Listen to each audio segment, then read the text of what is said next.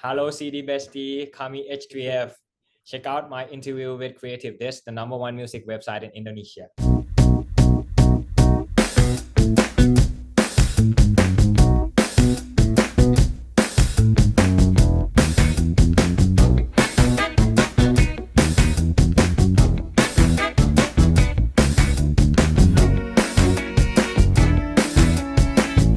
Hello, CD Bestie. Welcome back to CreativeDisc exclusive interview with me, Luthfi. And right now, I've got special guest coming from Thailand, near Indonesia, of course. They coming as a band. They already played many psychedelic soul, R&B, and blues and jazz into their music.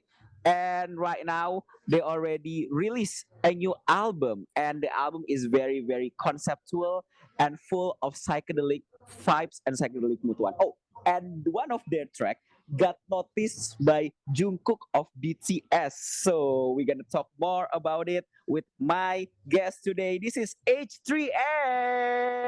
Hi, hello everyone. Yeah. How are you guys? I'm good, very good. We just released the Oh, album, so we are all happy and content. wow. Okay. So before I start this interview, can you introduce to us about H3F? Okay, so let's say it together. We are H3F. Hi, Hi, all Indonesian fan. Let me introduce each of us. My name is Gong. I'm the singer and the guitarist, and my name is Mac, drummer. My name is Mhom. I'm a bassist. Speak, Talis. And we Okay. H3F we already did 3 albums. The first album is Family Product. The second one is Unemployment, and the latest one is Chalawan Sound. And maybe a lot of like Indonesian fan might heard us from How Can I, might heard us from Be Your Man, Just Sing, and I don't know, a lot of songs, like because we looked at the the streaming the streaming stats. It's a lot of Indonesian fans, so it's very excited for us to be talking to you all today. Okay. So, my next question is, what's so unique about H3F music? I don't think it's how to say. I don't think we invented any new music genre. We did not come up with anything new or that or original. We're just like an R&B, soul, funk, blues, pop band. But I think the most the easiest way which I can describe us. Let's say it's a slogan. We always introduce ourselves in a way of like we say cheesy lyrics and sloppy groove. Cheesy lyrics because my lyrics writing is very like cheesy love song, and like the music group is like this is me being cheeky, I'm being funny, like sloppy, like, oh, we're not that good, like we're being funny. So I think that's the way we describe ourselves. Okay. But I think this is very different, very different for your new album called Chalawan Sound. So, before we talk more about Chalawan Sound, the detail of it, can you please give us the detail about the Chalawan Sound itself, your new album, the detail of the album itself? This album, it's our third album already, and we did it right after we finished the second album. And Oh, let's say the main thing that's different from the first and the second album, I think I would have to say it's the tone of the album. This album we try to go for that a retro sounding like 60s and 70s funk soul kind of vibe, like a Motown soul kind of. It's our favorite music. So in this album we get to try that, and for that I think that's the main part where I'm the most excited. The way it sounds, the way we recorded it, and some of the songs where it's like I would never ever think I would wrote a song like that if it was me like 3 years ago, but it happened already. So it's a very good stepping stone in and learning curve for us. So that's the most fun part, where I wish people get to hear it with us. If you hear our first album, you hear our second album, and you hear our third album, I think you'll see like a growth line, like it goes up like that. So I think that's the part we want to sell the most. okay. This album inspired by a Thailand folklore about Crocodile King. If I correctly recall, the Kraitong one, correct? Yep, it's that. Can you tell me about that folklore? A little Uh, bit, a brief story about I it. this is a bit. It's gonna be a bit out of topic, a bit funny, but Chalawan is okay. Like like you did your research and studies. It's a Thai folklore, but we did not name the album because of the folklore. Let's say back in the 1960s and 1970s in Thailand, or even in Vietnam, Laos, or there's like a Vietnam War back then. So when there's war, like all the U.S. military, they're gonna be camping around a lot of countries back then, and I think it kind of like impacted Thai culture music wise, because back in the 60s and 70s, a lot of Thai band have to learn a lot of like Thai, like not a lot of Thai band back then needs to learn a lot of like English soul song, funk song, because there's a lot of U.S. military in the country. So and I picked the word Chalawan because of the aesthetic. It's not because of I want to represent the folklore. I it's not because like, hey, this album speaks about the folklore or anything. It's because of like I'm just let's put it this way. The tone of the album is 60 and 70 retro sounding, right? And when I hear the word Chalawan sound in my head, just for fun, it reminds me of like, let's say a old school Thai funk band wearing like very colorful shirts, leather jackets, leather pants. It just gave me that vibe. It's not because of the folklore. It's just because the word kind of like makes me see it, and I kind of like it because it's kind of funny, and because everyone have to ask me like, hey, why it has to be that. So for me to like use it and make people like question about it is already like good enough for me. I see, I see, I see, I see. Let's talk about the detail of your Calvin Son album, because I found an interesting track. It's called Catwalk. You collaborated with Purit on the song Catwalk, and you said that the process of working on this song was the longest 3 days you have experienced. Why? Why it is become longest 3 days as 3 days experience? I don't want to say it's long. Like during the time we're making it, it felt long, but now if I look back to it, it's really fast because we, it's a bit funny. It depends. Maybe like 2 years from now, we'll say, oh, it's a long time. But I don't know. For me now, it looks very fast because as you know, like we are a fan of Poom for a long time, and I always appreciate his work, appreciate his music, and I always wanted to collab with him, and just out of nowhere we just like text him and like, hey Poom, like I want to collab with you. Are you down? And he's like, chill. He's like, yeah, let's do it. And then we met for 2 days, and I think in total it took us like 4 to 6 hours, and we got the song done. Not recording. We wrote the song for like 2 days and one day with the lyrics, so it's pretty fast, pretty chill. But I don't know why at the time back then it so long, because maybe because I got a lot of expectation on my mind, a lot of like worry. Now when it's done, it's all fun and games. Yeah. Because I think like on this album, like that you said before, I think it's very different from your past two albums, because I think like this album is very heavy and have a concept in it, while on your previous album you have like a free soul and free to play, I think. So I think like for me, I don't know, this is my opinion, but I think like on the Chalawan sound you got your mature up yourself, you got maturing as a musician, I think. But is it true on your side? This is true because from our first album, second album, every time we make an album or music, we learn. We try our best to learn. And like, let's say our first album, it's the album where a lot of Indonesian people get to know us because of a lot of songs on the album, and I'm grateful for that. I'm super grateful.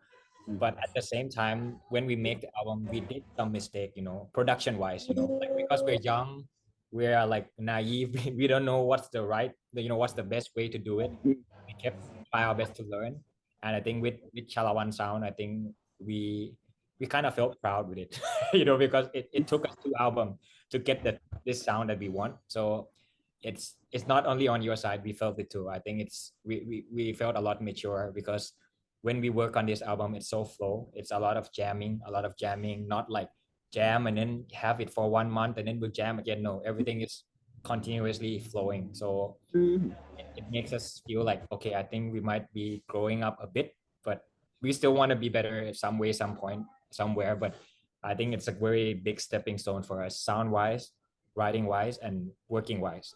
I see. But from your perspective, what do you want to say to people? to people when people listening to this album? What kind of message that you want to say to the people who listening this album? I didn't want to say anything, but if my expectation for the people who listen to it, I wish they felt it's the same H3 if they knew, but we just have a bit more inspiration into it. Inspiration in this place because of like let's say my favorite genre is blues, funk, and soul. And the past first and second album, we did a lot of like experimenting. You know, we did a pop song with a beat, we did that and this. But with this album, it's all like, it's like, I wish people that heard it, my message would be like, have fun with it. You know, have fun with it. Like we did have fun making it, and that's all I need to feel. Okay. Because I think your music is very unique, especially on this Kalawan sounds. Because I think like on your first and second album you played more free, more freestyling, and more A lot of free style, and yeah. yeah. But like the style is so youth. But I think like Kalawan sound is very moody. I think is very deep. Is very heavy and I think it takes a lot to your music right now, to your music in a nutshell. I think like making psychedelic blues, jazz, and R&B music that can be heard by modern listeners. I think like it's an achievement by itself. I think so. From your perspective, from your opinion, why do you think people today suddenly like the sound of the past, sound of the psychedelic blues, jazz, and R&B right now? Because I think like the trend is not only on the Thailand but in Indonesia too. I think because like let's say lucky me, you know, like when we made the first album, second album, I'm always into psychedelic. I'm always into like blues, funk, and soul, but we never had the chops to do it. We never had the maturity to do it. You know, it's like we're still young. I'm not saying that we're old now, but like I said, I think we grew up a bit, and and I think it's the trend of the world. You know, like let's say 5 years ago, hip hop was a big thing, neo soul was a big thing, and right now there's a lot of bands actually where I really like from the States, from the UK, where they go back to their roots. You know, they go back to being simple. They go back to live music because I think it's just the cycle of trend and how people. It's like fashion. You know, like remember like in the early 2000 everyone wear very big jeans, very big Yeah. shoes, shirts, and then suddenly in the 2010 everyone wears skinny jeans, and now people are back to like big jeans again.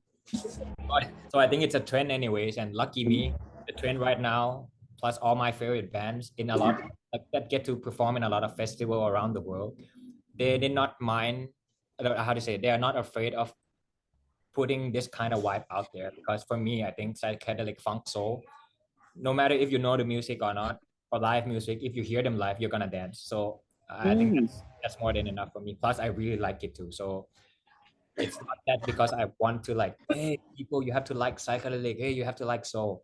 If you like it, we're grateful.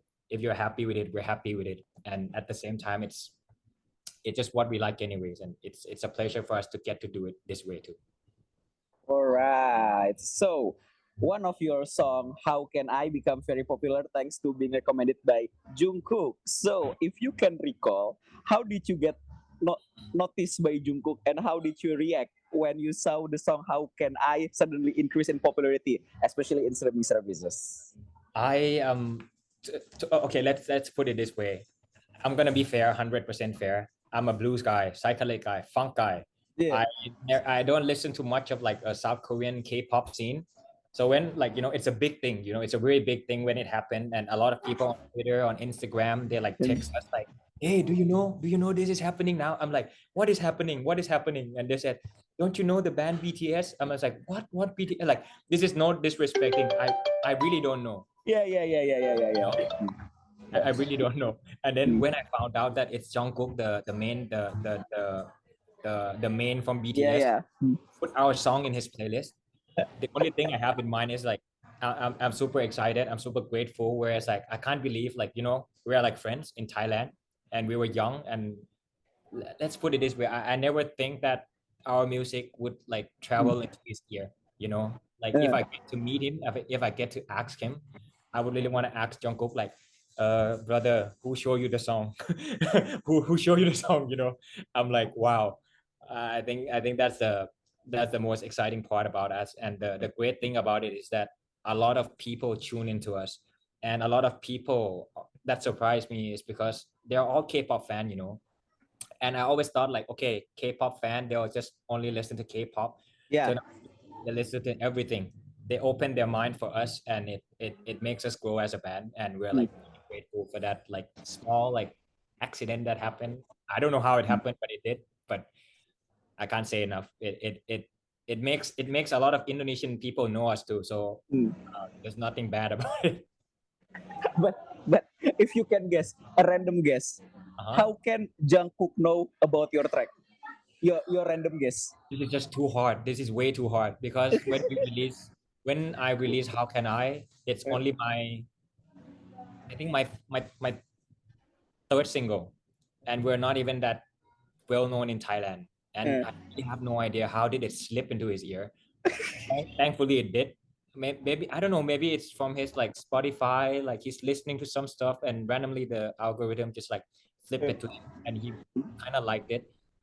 I don't know how it happened. It might happen that way, or it might be him like, you know, trying to get a lot of music into his ear. I really have no idea.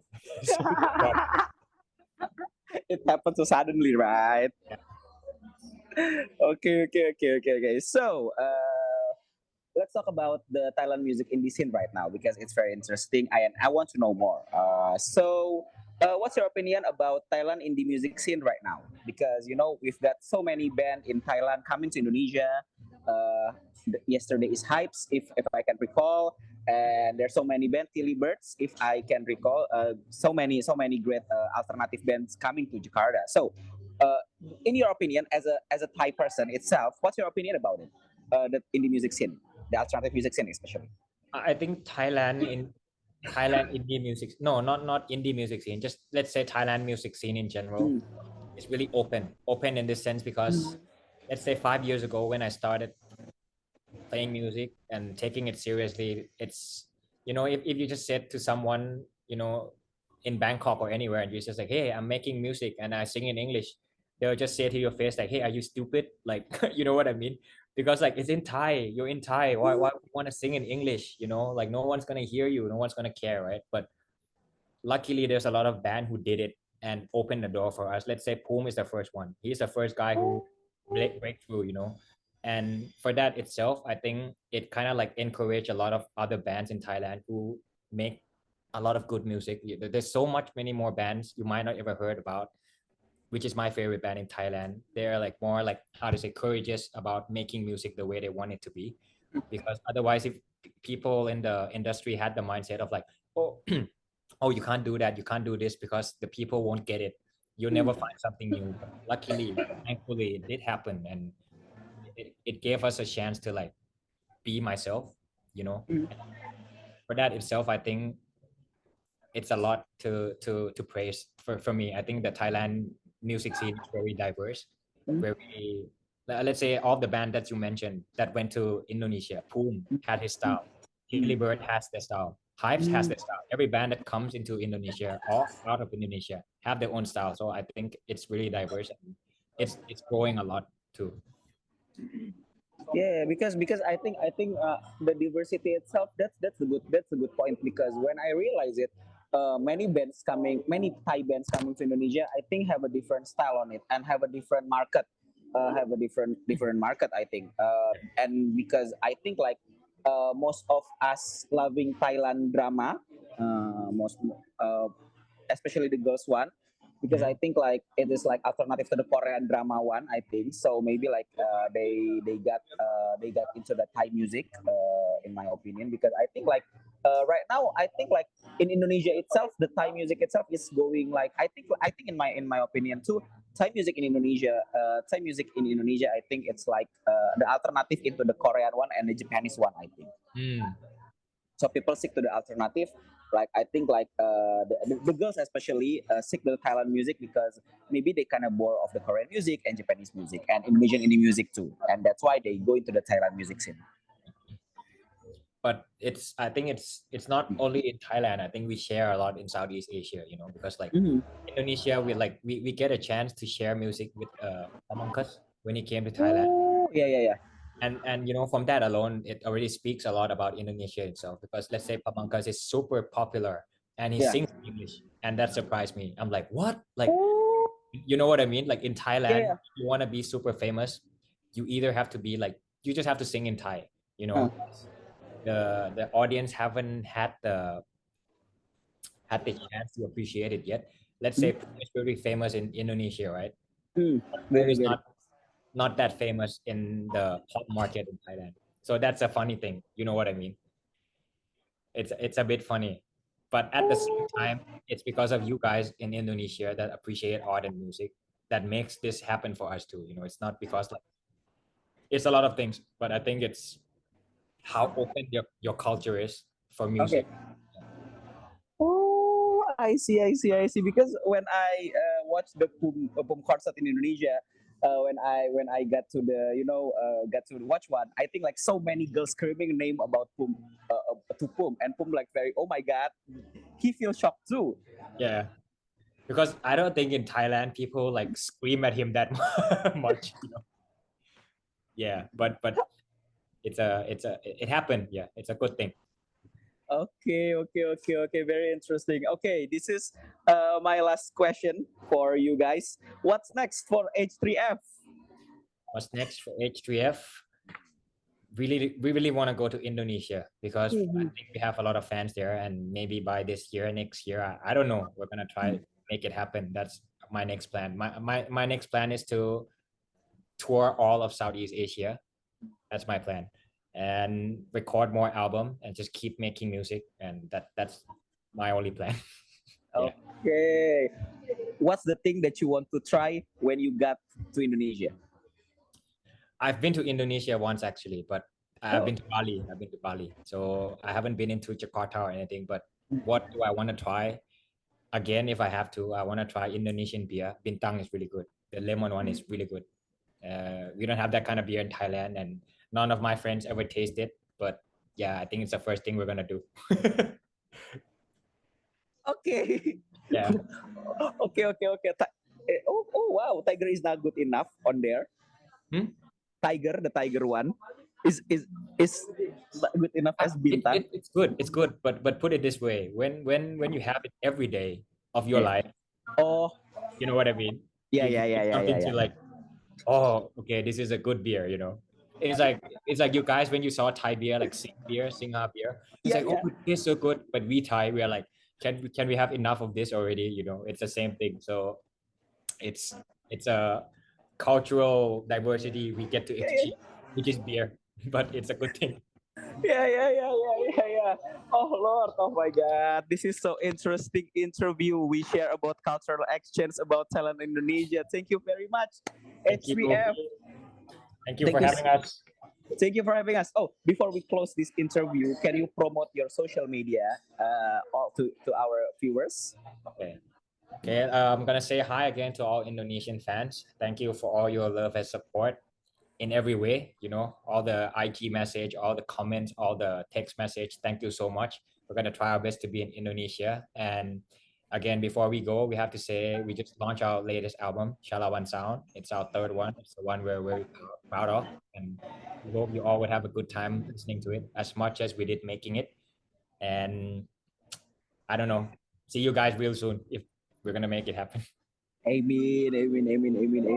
So, check out their new album called Chalawan Sound. It's very, very unique. It's very, very psychedelic. It's very heavy, but it's so very, very good.